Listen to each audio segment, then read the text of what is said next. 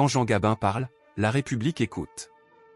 Dans Le Président, c'est la France d'après-guerre, en costume 3 pièces, qui fait la leçon aux carriéristes de la politique. Mais que reste-t-il, des décennies plus tard, de ces grandes envolées, quand l'économie elle-même devient une scène de théâtre absurde? L'opinion publique. Il ne me restait plus qu'à perdre son soutien en me rendant impopulaire. Ce fut chose faite du jour au lendemain. L'ordre n'est pas une fin en soi. L'ordre n'empêche pas le nombre des chômeurs d'augmenter, ni le déficit des chemins de fer de s'accroître, ni les faillites de se multiplier. Parce qu'il constitue une atteinte à la souveraineté nationale? Non, pas du tout.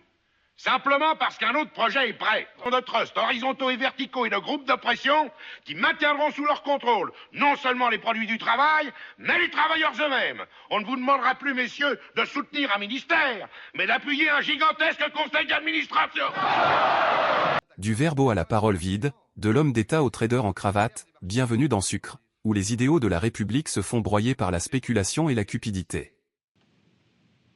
Ils ont joué avec l'argent des clients, et Grésillot se marre. Perrault perd les pédales. Quoi? Il va nous faire payer. Il va payer les marges. Voilà le plus beau, il a peur de Perrault. Mais Perrault n'est pas dangereux. Il est honnête. Grésillot, vous avez dit, le pied noir est enragé, flanqué et gâteux, doucement les cautions. Mais vous avez voulu le dernier petit sou.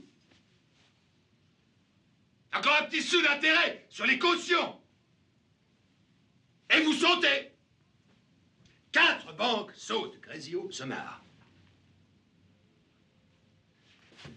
Là, tout ça, vous sautez à combien? Banque. Mais comment, imbécile? Grésillot vous donne une idée. La fermeture. Grésillot fera fermer le marché par l'État. Alors, vous me proposez quoi?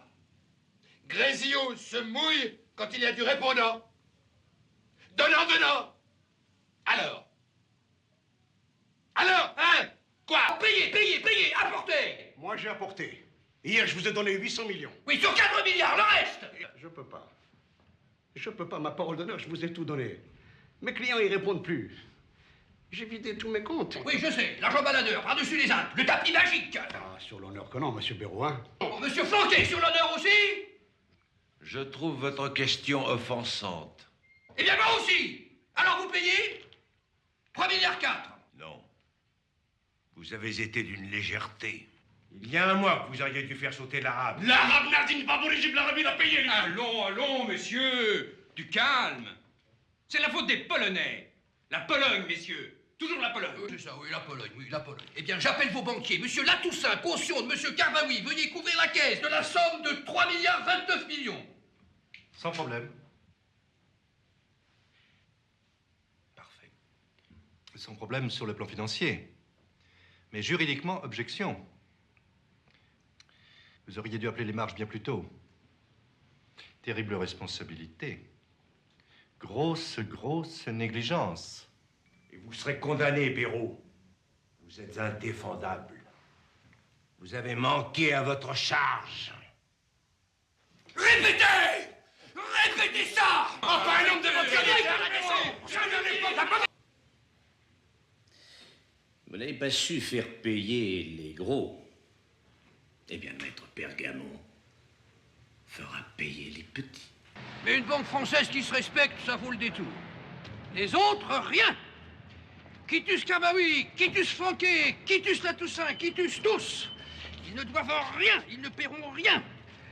L'honneur au chaud, les fonds en Suisse, au bord du lac. D'ailleurs, j'y vais, bientôt il n'y aura plus de place. Mais monsieur Grésillot, qui gagne 33 milliards, 33, sera payé recta. Monsieur Grésillot sera payé par l'État. La France paiera. Et vous paierez 2 fois. D'une comme spéculateur, parce que l'illustre Pergamon veut vous... Et c'est bien fait. Et de 2 comme contribuable. Comme tous les contribuables. Comme vous. Et vous. Le libéralisme extravagant, ça se paie. Vive l'impôt, monsieur! Tout le monde peut se tromper sur la terre. On n'est pas le bon Dieu.